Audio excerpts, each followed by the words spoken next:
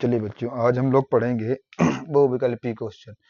बहुविकल्पी question में पहला question आपका क्या कह रहा है कि एक द्विघात एक द्विघात एक द्विघात बहुपद एक द्विघात बहुपद में बहुपद के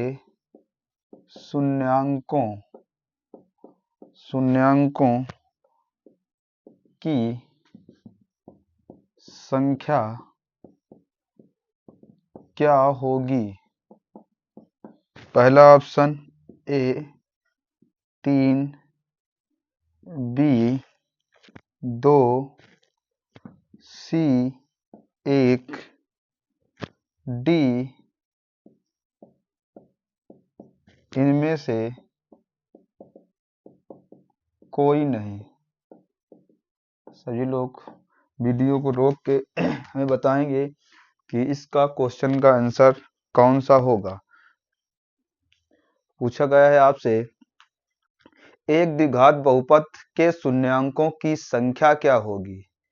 एक दो बहुपद एक जो तुम्हारा द्विघात बहुपद है इसकी शून्यांकों की संख्या कितनी होगी, 2 होगी। इसका आंसर क्या होगा, 2। एक एक नंबर सवाल पूछे जाते हैं। एक द्विघात बहुपद के शून्यांकों की संख्या क्या होगी, तो आंसर हमारा होगा 2।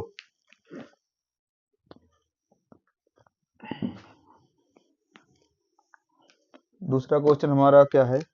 दूसरा क्वेश्चन आपका लिखा हुआ है, 2 क्वेश्चन हम लोग लगातार लिख देते हैं। दूसरा क्वेश्चन हमारा है संख्या 140 का अभाज्य गुणनखंड क्या होगा। पहला ऑप्शन ए ऑप्शन है 2 गुणे 5 की पावर 2 गुणे 7। बी ऑप्शन है 2 गुणे 7 गुणे 5। सी ऑप्शन है आपका 2 की पावर 2 गुणे 5 गुणे 7। और डी है आपका 2 की पावर 2 गुणे 5 गुणे 7 की पावर 2। और हमारा एक तीसरा क्वेश्चन जो होगा वो लिखा है आपसे भाज्य भाजक भागफल एवं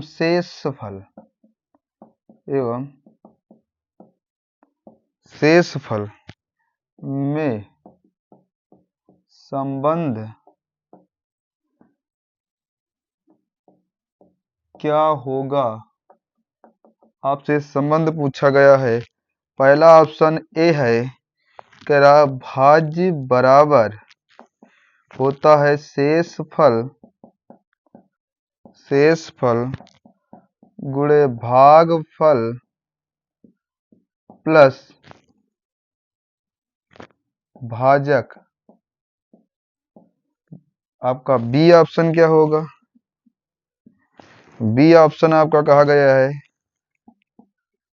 भाजक बराबर भाज्य गुणे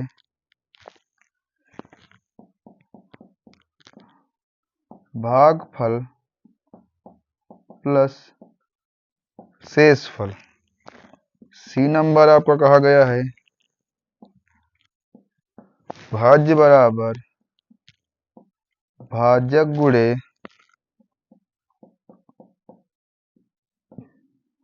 भागफल प्लस शेषफल। डी नंबर में आपसे कहा गया है भाजक बराबर भाज्य गुणे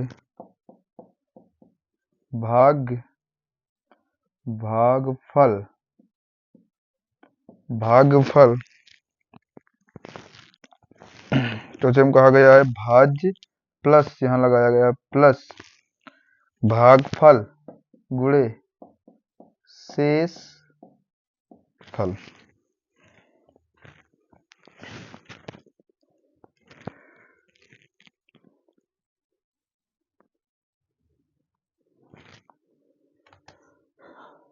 देखिए बच्चों, हमारा क्वेश्चन जो दूसरा और तीसरा है, ठीक है, ऐसे सवालों के लिए हम लोग क्या करेंगे, देखिएगा,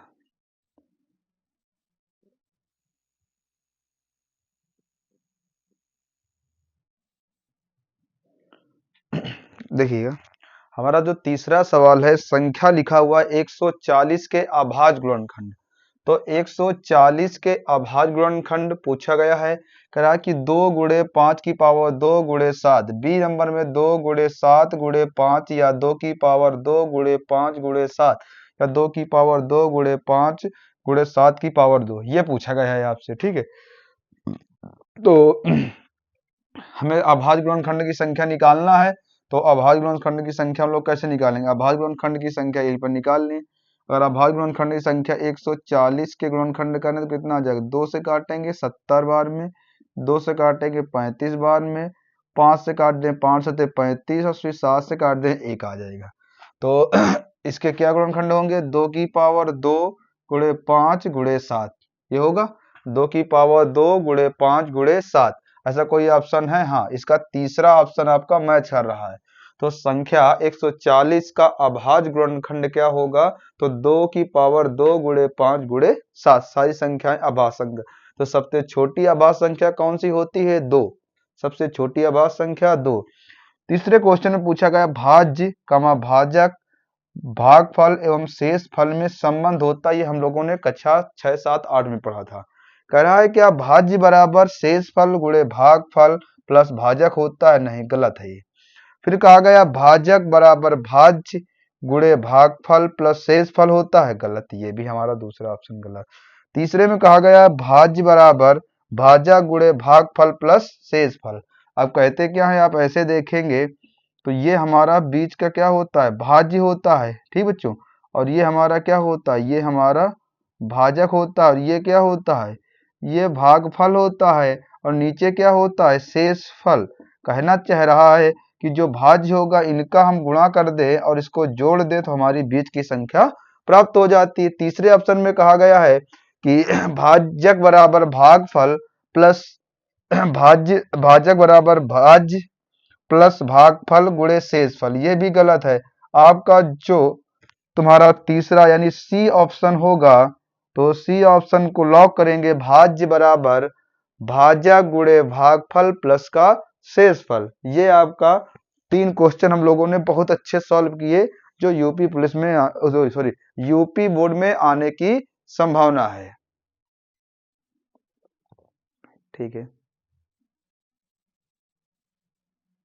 देखिए बच्चों, हमारा क्वेश्चन है रैखिक समीकरण x प्लस 2y प्लस 5 बराबर 0 तथा 3x माइनस 6y प्लस 1 बराबर 0 कह रहा है अद्वितीय है, तो है अपरिमित रूप से अनेक हल है या उपयुक्त में से कोई नहीं। तो हम लोग पहले समीकरण से मान निकाल लें। अगर मान निकालना चाहे तो मान निकालने के लिए क्या करेंगे, यहाँ से हम लोग ax प्लस का 2y प्लस का 5 बराबर 0 के, तो यहाँ से a का मान हमारा a1 का मान कितना आ जाएगा 1 और b1 का मान कितना हो जाएगा 2, ax प्लस इसको तुलना करा देते हैं ax1 plus b y1 plus c equal to 0 से तुलना करने पर तो c1 का मान कितना आ जाएगा आपका 5।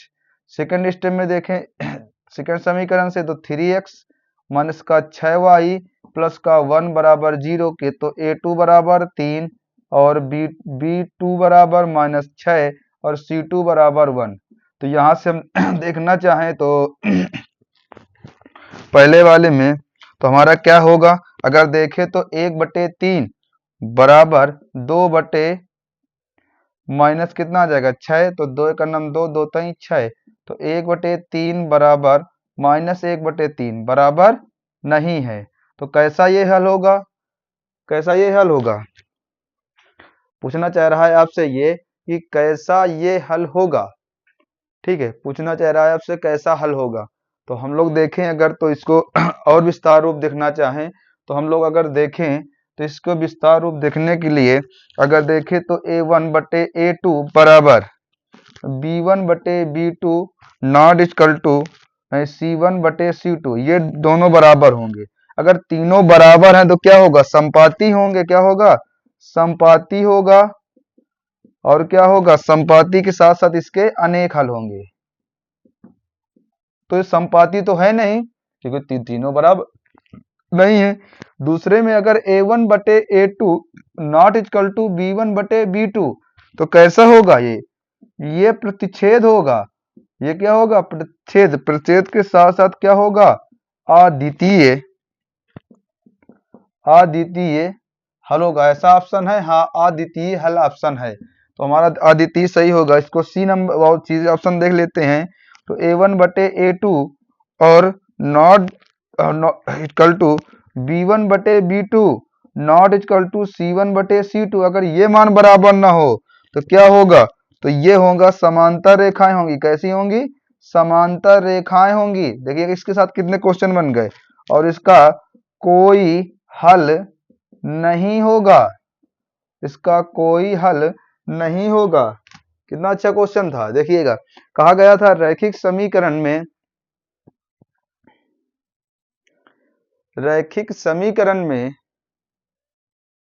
देखिएगा रैखिक समीकरण में पूछा गया था कि x प्लस 2y प्लस 5 बराबर 0 तथा 3x माइनस 6y प्लस 1 बराबर 0 अद्वितीय है।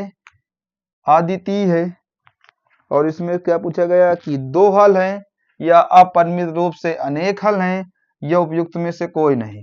तो हम लोगों ने मान इसके निकाले तो हमारे पास मान नहीं बराबर है। तो इसकी तीन कंडीशन होती, कितनी होती, तीनों कंडीशन है। देखिए एक ही सवाल में तीनों कंडीशन समझाने की कोशिश की है। कितनी, तीनों कंडीशन समझाने। पहली कंडीशन क्या, A1 बटे A2 बराबर B1 बटे B2 बराबर C1 बटे C2। ये क्या होगा, संपाती में पूछे तो संपाती, और कैसा होगा, अनेक हल होगा। ये हमारा नहीं है। ठीक है। फिर अगर A1 बटे A2 B1 बटे B2 ये दोनों मैच ना करें, देखिए मैच दोनों नहीं कर रहे हैं, तो क्या होगा, पूछा जाए प्रतिच्छेदी कैसी रेखा, तो प्रतिच्छेदी रेखाएं कैसे हल होंगे, तो अद्वितीय हल होंगे। फिर A1 बटे A2 बराबर B1 बटे B2 नॉट इक्वल टू से तीसरा मान बराबर न हो, कैसी रेखाएं होंगी, समांतर रेखाएं। कैसा हल होगा, कोई हल नहीं होगा। कैसा होगा, कोई हल नहीं होगा। ठीक बच्चों, तो ऐसे सवाल हम लोग करेंगे जो यूपी बोर्ड में लगातार पूछे जा रहे हैं। देखिए बच्चों, अब हम लोग देख रहे हैं पांचवा छठवां सवाल। पांचवा छठवां सवाल में कहा समांतर श्रेणी माइनस का 5 कामा माइनस 1 कामा 3 कामा 7 डैश डैश का सर्वांतर क्या होगा। सर्वांतर मतलब अंतर, मतलब डी पूछा गया है। ठीक है, अगर डी पूछा गया तो हम लोग इसको सॉल्व कर लेंगे। इसको सॉल्व करेंगे तो क्या हो जाएगा, माइनस का 5 कामा माइनस 1 कामा 3 कामा 7 दिया। इसको A1 डाल लो, इसको A2 डाल लो, इसको A3 डाल लो, इसको A4 डाल लो। तो A2 माइनस A1, A2 तो तुम्हारा कितना, माइनस का 1, माइनस A1 कितना है 5, तो माइनस का 1 माइनस में क्या हो जाएगा, प्लस का 5 घटा दें कितना आ जाएगा 4। सेम ऐसे इसको निकाल लीजिएगा A3 माइनस A2, A3 कितना तुम्हारे पास, A3 है 3। ठीक है, और A2 कितना है, तो माइनस और माइनस का 1, तो 3 माइनस माइनस प्लस का 1 कितना हो जाएगा 4। तो सर्वांतर देखो 4 आ रहा है, तो आपका जो आंसर होगा वो कितना होगा, 4 होगा। यानी पांचवें का हमारा डी नंबर इसलिए सही होगा बच्चों। ठीक है, आगे चलते हैं हम लोग। दूसरे वाले में आपसे कहा गया था 6 नंबर में, यानी 6 नंबर में कहा गया कि द्विघात समीकरण ax स्क्वायर प्लस का bx plus C equal to 0 वेग व्युत्तर का प्रयोग होगा। कौन सा सूत्र होगा, तो बी स्क्वायर माइनस 4 2ac, ये तो होता नहीं, गलत होगा। बी स्क्वायर प्लस 4ac ये नहीं होता, बी स्क्वायर माइनस 4ac ये हमारा ऑप्शन सही हो जाएगा, number C. B square minus 4ac ये तुम्हारा सही होगा 100%। चलते हम लोग अब क्वेश्चन नंबर 7वें की ओर। ठीक है बच्चों,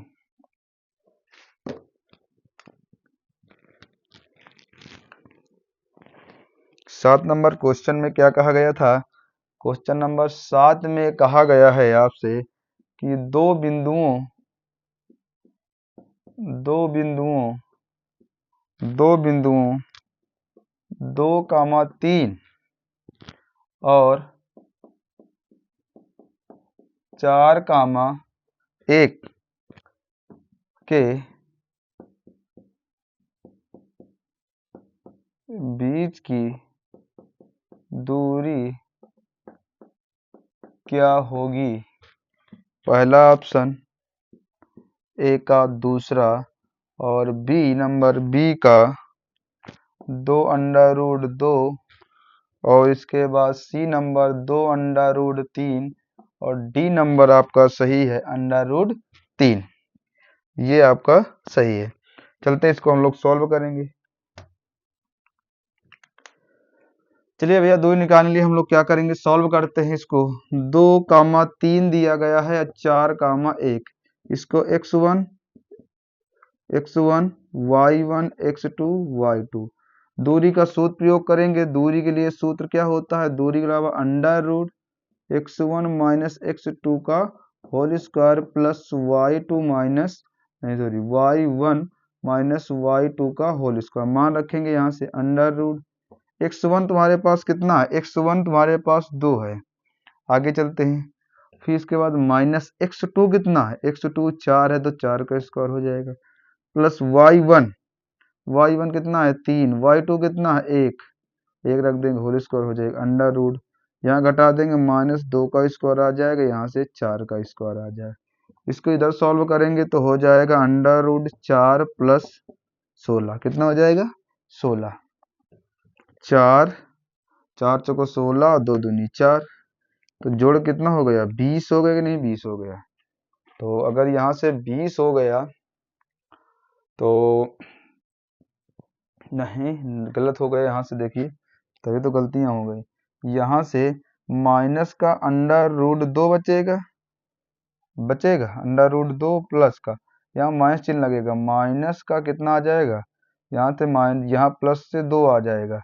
इसको इधर सॉल्व करेंगे तो हो जाएगा 4 प्लस का और यहाँ से 4 कितना हो जाएगा 8 को हम लोग तोड़ सकते हैं 2 गुणे 2 जिसका वर्ग जोड़ा मिल जाएगा उसको बाहर कर देंगे। हमारा ऑप्शन जो आया हमारा 2√2 सही होगा, मतलब हमारा जो बी ऑप्शन है ये हमारा सही होगा। ठीक बच्चों, जो हमारा बी ऑप्शन है ये हमारा 100% सही होगा। चलते हम लोग 8वें सवाल की ओर।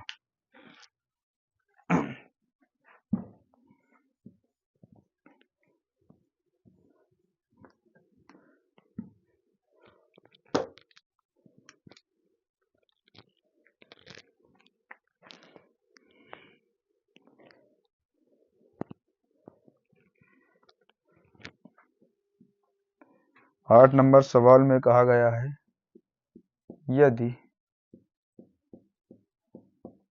द्विघात समीकरण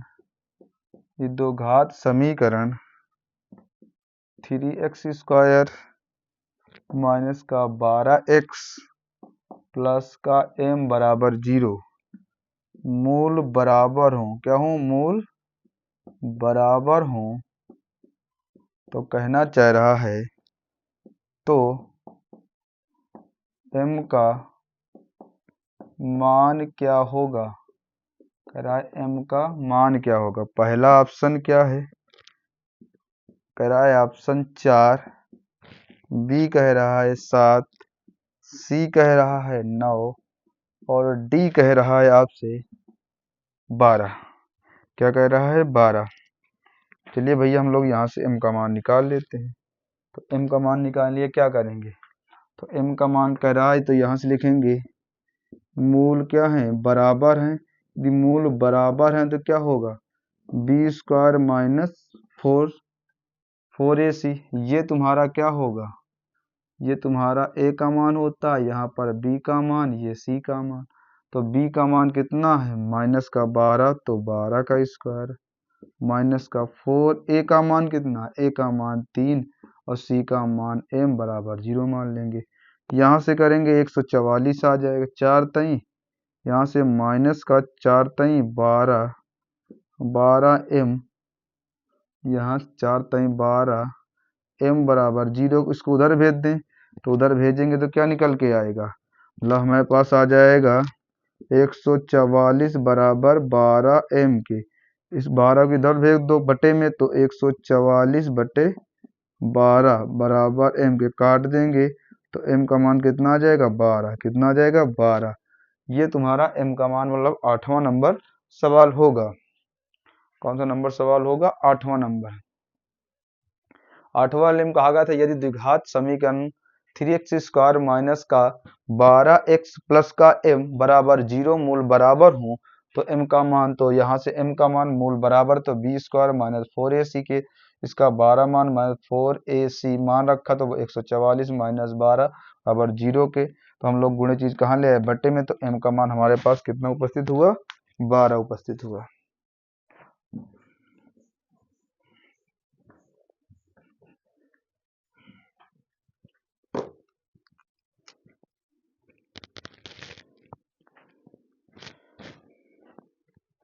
नौ नंबर देखिए जो सवाल 9 नंबर में कहा गया था एक समबाहु त्रिभुज, एक समबाहु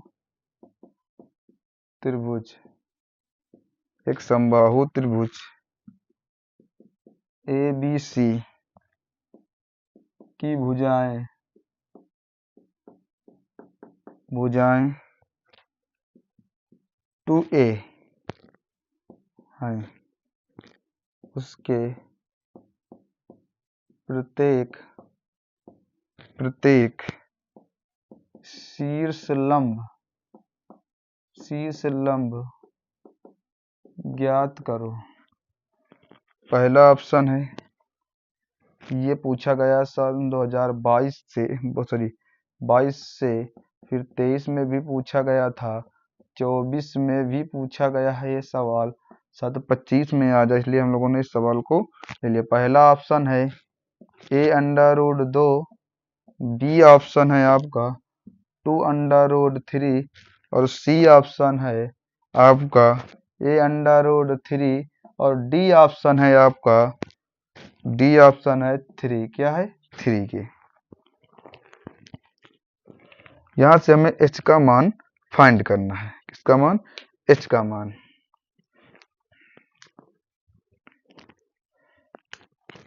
देखिए अगर हम लोग यहाँ से समबाहु त्रिभुज बना लें, क्या मान लें, समबाहु त्रिभुज मान लेते हैं हम लोगों ने। समबाहु त्रिभुज ये बना लिया और ये बना लिया और ये बना लिया, ठीक है, क्या बना लिया, समबाहु त्रिभुज हम लोगों ने बना लिया।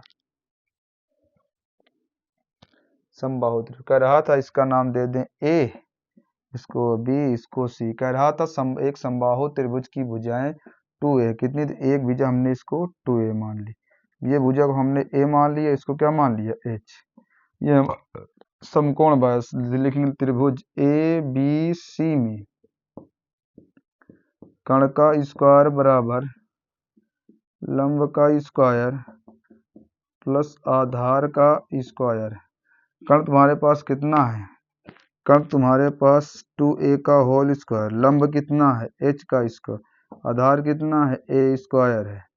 यहाँ से अगर देखें हम लोग तो हो जाएगा 4a स्क्वायर बराबर h का square plus a square, a square को इधर ले आओ तो a स्क्वायर माइनस का a स्क्वायर बराबर h स्क्वायर, घटा देंगे 3a स्क्वायर बराबर h के, इसको हम उधर भेज देंगे रूट में, तो रूट में भेजेंगे तो यहाँ से कितना हो जाएगा 3a, ठीक है, और यहाँ 3a से हमारे पास a बाहर आ जाएगा, तो जो हमारे पास h का मान होगा वो कितना आ जाएगा a√3 की, कितना आ जाएगा a√3।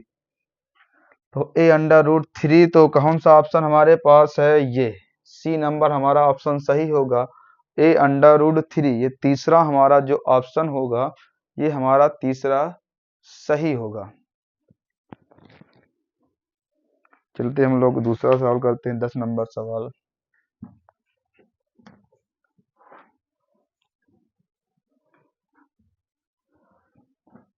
दस नंबर सवाल क्या कह रहा है भैया, देखते हैं।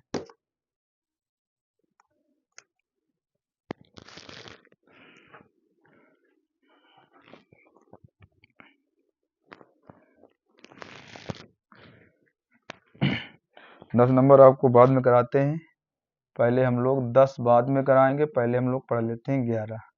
ठीक है, 11 क्वेश्चन क्या कह रहा था, साइन 27 अंश बटे कॉस 63 अंश। ऑप्शन आपका है नंबर ए है, ए का है 1 और बी का है -1, सी का है 0 और डी ऑप्शन आपका दिया गया है 1/2। ये आपका ऑप्शन दिया गया है। चलते हैं, अगर हम देखें तो क्या हो जाएगा, देखिए एक सवालों में इनका हमेशा योग कितना होना चाहिए, 90 होना चाहिए। 7 3 10 की 0 80 लगा 1, 6 2 8 1 9, ये सही है। हम इसको चेंज कर देते हैं, साइन 90 माइनस 27 को हम लिख दिया 63। अब कहते हम कैसे सोचेंगे, तो भैया सोचना नहीं है, आपको ये जो 63 दिया माइन लगा के उसी लिख देना है, और काश आपको 63 एक को चेंज करना, हम दोनों को आप चेंज करके बता देंगे। तो साइन 90 माइनस थीटा, थीटा हमारा हो गया, तो साइन 90 माइनस थीटा क्या होता है, कॉस थीटा। कितना लिख देंगे, कॉस 63 अंश। नीचे कितना दिया गया था, कॉस 63 अंश। कॉस 63 से कॉस 63 कट जाए, कितना आ जाएगा 1। अगर हम देखें तो फिर से अगर यह करके दूसरा सवाल देखें तो हमारे पास दिया गया था साइन 27 अंश बटे कॉस कितना दिया गया था, 63 अंश। तो साइन 27 अंश को ऐसे लिख दें और इसको लिख दें कॉस 90 माइनस 27 के। तो साइन 27 अंश, sin 90 minus theta, cos 90 minus theta sin theta, तो साइन 27 अंश काट दें, कितना आ जाएगा सेम 1। तो हमारे देखो दोनों में सेम आ रहा है। अब ऐसे सवालों में आप किसी एक को चेंज कर दीजिए, किसी को भी चेंज कर दीजिए, ऐसा कोई प्रतिबंध नहीं कि आपको एक के ही चेंज करना है। आप एक को चाहें तो एक को भी चेंज कर सकते हैं, और दो को चाहें तो दो को भी, दोनों पर नहीं, एक को ही चेंज करेंगे। देखते हैं सवाल, और हम लोग सवाल हम लोग देखते हैं 12 नंबर। कितने देखते हैं, 12 नंबर सवाल। चलिए भैया 12 नंबर सवाल में क्या कह रहा है, 12 नंबर सवाल में आपसे कह रहा था कि यदि कॉस ए बराबर √3/2 हो तो साइन 2a का मान क्या होगा। पहला option 1, B option 0, C option 1/2 और डी ऑप्शन √3/2। ये आपसे पूछा गया है।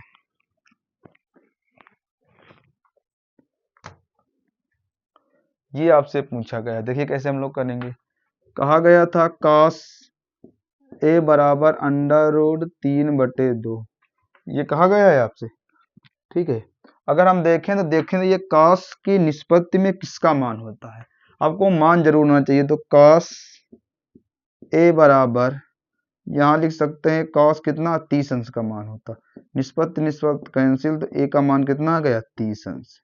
हमसे सवाल में पूछा गया था कि साइन 2a का मान क्या होगा, तो साइन 2a के स्थान पर कितना 30, तो कितना आ जाएगा यहाँ से 60 अंश, और साइन 60 का मान कितना होता है, √3/2। इसीलिए हम लोग कहते जो cos 30 का मान वो साइन 60 का मान, ये जो साइन 60 का मान वो cos 30 का मान। ये सवाल ऐसे सवाल हैं, नोट कर लीजिए बच्चों। लगातार मेहनत करिए, क्योंकि आप एग्जाम आपके पास आ रहे हैं, आप धैर्य न छोड़िएगा, आपके नंबर अच्छे आएंगे।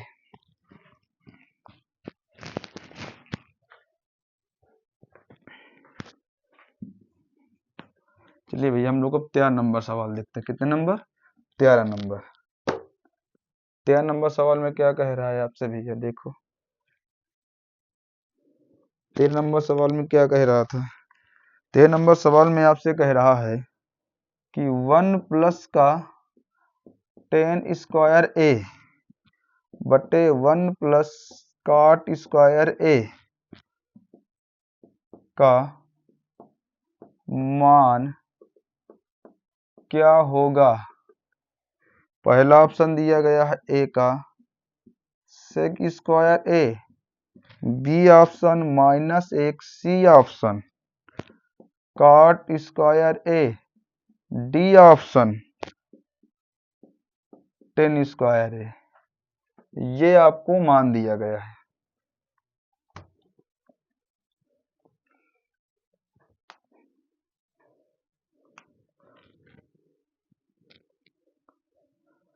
आगे अगर हम इस ऑप्शन को उठाएं तो दिया गया था 1 प्लस 10 स्क्वायर ए बटे 1 प्लस कॉट स्क्वायर ए, ये दिया गया था। हम 1 प्लस 10 स्क्वायर क्या लिख सकते हैं, सेक स्क्वायर लिख सकते हैं, और 1 प्लस कॉट स्क्वायर क्या लिख सकते हैं, कॉसेक स्क्वायर ए लिख सकते हैं। चेंज कर देते हैं, इसको लिख सकते हैं 1 upon cosec, 1 upon cos square A, 1 बटे कॉस स्क्वायर, इसको 1 बटे साइन स्क्वायर ए, इसको उधर भेज देंगे तो कितना हो जाएगा, साइन स्क्वायर ए, ठीक है, गुणे 1 इधर भेज देंगे तो क्या हो जाएगा, कॉस स्क्वायर ए गुणे 1। देखो 1 से कोई मतलब नहीं होता, तो साइन स्क्वायर, साइन बटे कॉस क्या होता है, 10 स्क्वायर, कितना होता है, 10 स्क्वायर, 10 स्क्वायर। तो यहाँ से हमारा कौन सा ऑप्शन सही हो जाएगा, डी हमारा ऑप्शन सही हो जाएगा। कह रहा था 1 प्लस का 10 स्क्वायर बटे, कह रहा था 1 प्लस कॉट स्क्वायर ए का मान क्या होगा, तो पहला ऑप्शन सेक स्क्वायर ए, दूसरा option B minus one, B minus 1 और C option cot square A और डी ऑप्शन 10 स्क्वायर। तो 1 प्लस 10 स्क्वायर बटे 1 प्लस कॉट स्क्वायर, इसको 1 प्लस कॉट स्क्वायर होता है सेक स्क्वायर के बटे कॉस बटे कॉसेक स्क्वायर, क्योंकि 1 प्लस कॉट स्क्वायर होता है कॉसेक स्क्वायर, सेक को तोड़ दिया 1 अपॉन कॉस में, कॉसेक को तोड़ दिया 1 अपॉन साइन में, इसको भेज दिया ऊपर और इसको नीचे, तो साइन बटे कॉस क्या होता है 10, जो आपका डी ऑप्शन सही होगा।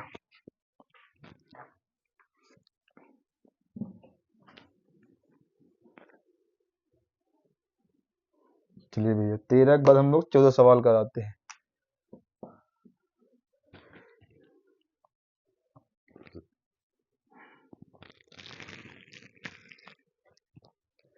चौदह नंबर में कहा गया था आपसे साइन 2a बराबर 2 साइन a का मान क्या होगा।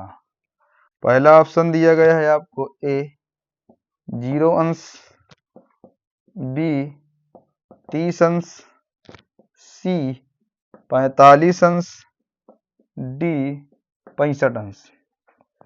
क्या दिया गया है, 65 अंश दिया गया है। हम लोग ऐसा मान, वो सवाल समझिए, पहले सवाल कहना क्या चाह रहा है, जब तक सवाल आप नहीं समझोगे जब तक आपको सवाल पहचानना। यहाँ कह रहा है पहला ऑप्शन हम रख के चेक करते हैं कि दोनों पक्ष बराबर हो रहे हैं, तो साइन 2 एक स्थान पर 0 रखेंगे बराबर 2 साइन ए, तो यहाँ से कितना हो जाएगा, साइन 0 अंश का मान, और यहाँ हम लोग क्या रखें 0, तो 2 साइन 0 अंश, इसका मान 0, इसका मान 2 गुणे साइन 0 का मान 0, तो 2 0 बराबर 0 के, तो हमारा पहला ही ऑप्शन सही हो गया। हमारा ऐसा 30 दिनों 60 हो जाएगा, 60 का मान रखेंगे, नहीं हो पाएगा, नहीं हो पाएगा ना, क्योंकि आप जैसे ही मान रखेंगे नहीं हो पाएगा, आप मान रख के चेक भी कर सकते हैं। तो साइन 2a बराबर दिया गया 2 साइन a का मान क्या होगा, आप अपने हिसाब से चेक कर सकते हैं। ठीक है बेटा, आगे चलते हैं। हम 14 सवाल हो गए हमारे पास। 14 सवाल से हम लोग चलेंगे 15 नंबर सवाल में। 15 नंबर में क्या कह रहा है आपसे, देखिए 15 नंबर बहुत अच्छा सवाल है। 15 नंबर सवाल में क्या कह रहा था, 15 नंबर सवाल में कह रहा था 22 सेंटीमीटर परिधि, 22 सेंटीमीटर परिधि वाले एक वृत्त के चतुर्थांश, क्या चतुर्थांश का क्षेत्रफल क्या होगा, फल क्या होगा। ऑप्शन क्या है, पहला ऑप्शन है 22/7 centimetre square, B option 22/8 centimetre square. C option 70/8 centimetre square. और डी ऑप्शन 8/77 सेंटीमीटर स्क्वायर ये दिया गया है। ठीक है, तो पहले आपको चतुर्थांश का क्षेत्रफल मालूम होना चाहिए। क्या? चतुर्थांश का क्षेत्रफल मालूम होना चाहिए। चलो भैया, चतुर्थांश का क्षेत्रफल क्या होता है? क्षेत्रफल बराबर चतुर्थांश का क्षेत्रफल होता है पाई आर स्क्वायर बटे 4। यहाँ से आर तो दिया नहीं गया ना बच्चों, तो आर को निकाल लेंगे। तो ये मतलब परिधि दी गई है, तो आपको परिधि बराबर 22 सेंटीमीटर दी गई। परिधि होती है 2 पाई आर बराबर 22 दिया गया। यहाँ 2 काट देंगे 11 बार में, तो 22/7 गुणे आर बराबर 11 के। तो 22 आर यहाँ हो जाएगा 11 गुणे 7 के। तो 11 का नम 11 के दूनी 22। आर का मान कितना आ जाएगा? 7/2। आर का मान कितना आ जाएगा? 7/2। पूछा गया था क्षेत्रफल। क्या पूछा गया? क्षेत्रफल। और क्षेत्रफल क्या होता है अभी बताया हम लोगों ने। बाई का मान 22/7। आर का मान कितना है? 7/2 गुणे 7/2। ठीक है, और इसके बाद 4 दिया गया है। ठीक भैया, 7 से 60 काट देंगे, 2 से काटेंगे 2 बार में, 2 से काट देंगे 11 बार में। अब हमारे पास ऊपर कुछ भी नहीं कट रहा। 11 नीचे, ऊपर कितना आ जाएगा? ऊपर आ जाएगा 11, नीचे 2 दूनी 4, 4 दूनी 8। तो 11 बटे, अच्छा 11 भी 107 बाकी है, तो 70 बटे कितना हो जाएगा? 8 सेंटीमीटर स्क्वायर। कितना हो जाएगा? 70/8 सेंटीमीटर स्क्वायर। बहुत ही अच्छा और इम्पोर्टेंट सवाल था। बहुत ही अच्छा और इम्पोर्टेंट सवाल था ये। ठीक बच्चों, आओ चलते हम लोग आगे। सवाल 15 सवाल हो गए, हम लोग चलते हैं अब 16 सवाल की ओर। 16 सवाल क्या है आपका? देखिए बच्चों, 16 नंबर सवाल में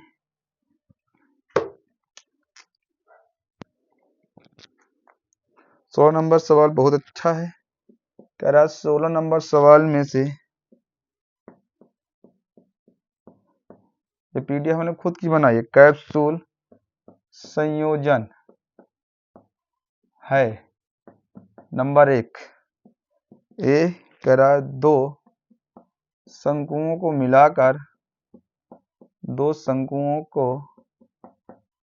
मिलाकर बी ऑप्शन दो बेलन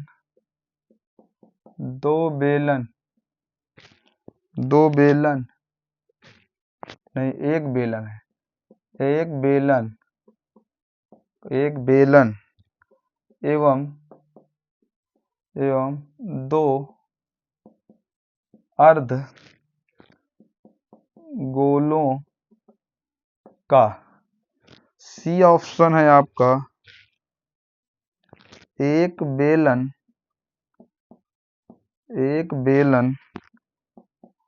एवं एक अर्धगोला। डी ऑप्शन एक बेलन एवं दो गोलों का। ये पूछा गया है। पूछा गया था कि कैप्सूल जो बनी होती है वो कैसे बनी होती है, ये आपसे पूछा गया था। क्या पूछा गया था? ये आपसे पूछा गया था। ठीक है, पूछा गया था कैप्सूल का जो संयोजन है वो कैसा होता है? दो शंकुओं का मिलकर, या एक बेलन दो अर्धगोलों का, या एक बेलन एवं एक अर्धगोला, या एक बेलन एवं दो अर्धगोला। तो देखो, हम अगर कैप्सूल बना, ये बनाया कैप्सूल। ठीक है, तो ये करके ये बना दिया, और इधर करके ये बना दिया, ये बना दिया। तो दो हमारे पास अर्धगोला और हमारा बेलन एक, तो हमारा कौन सा? सी ऑप्शन सही हो जाएगा। कौन सा हमारा ऑप्शन सही हो जाएगा? सी ऑप्शन हमारा सही हो जाएगा। चलिए बच्चों, अब चलते हैं हम लोग क्वेश्चन नंबर 17 की ओर। कौन से क्वेश्चन? 17 की ओर। क्वेश्चन नंबर 17 नंबर क्वेश्चन क्या कह रहा है बच्चों? देखो 17 नंबर में आपने नहीं पढ़ा होगा ये। 17 नंबर क्वेश्चन आपसे कह रहा था, यदि कुछ आंकड़ों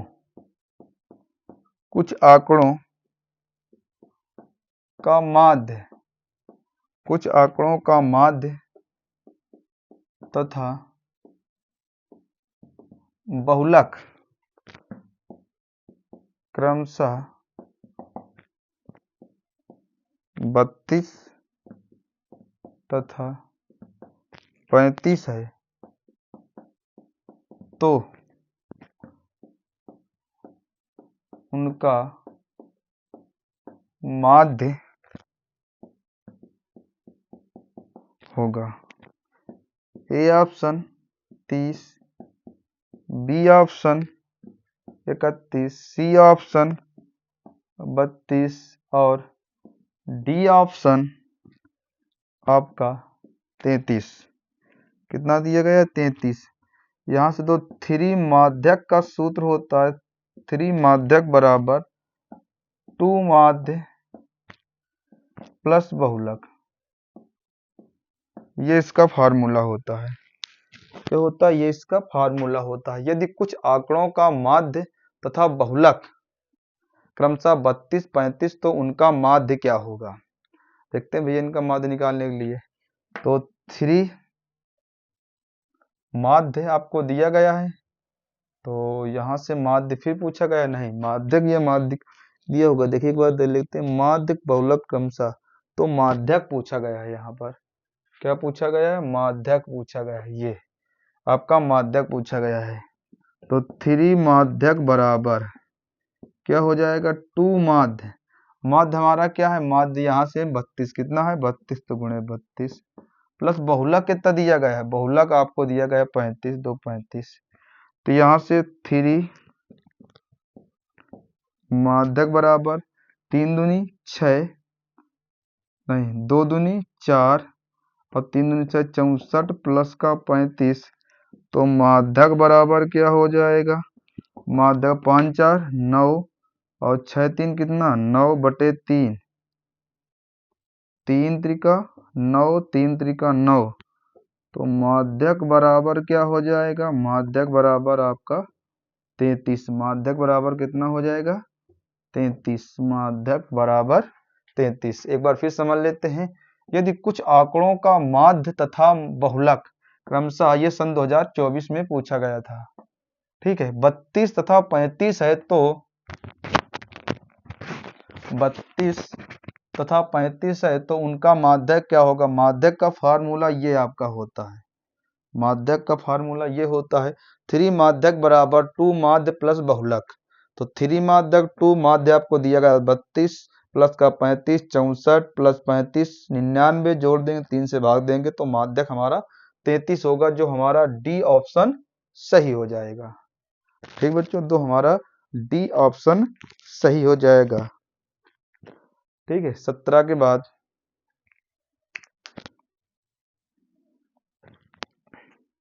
17 के बाद हम लोग चलते हैं कौन सा क्वेश्चन? 18। कौन चलते हैं हम लोग? 18 नंबर क्वेश्चन।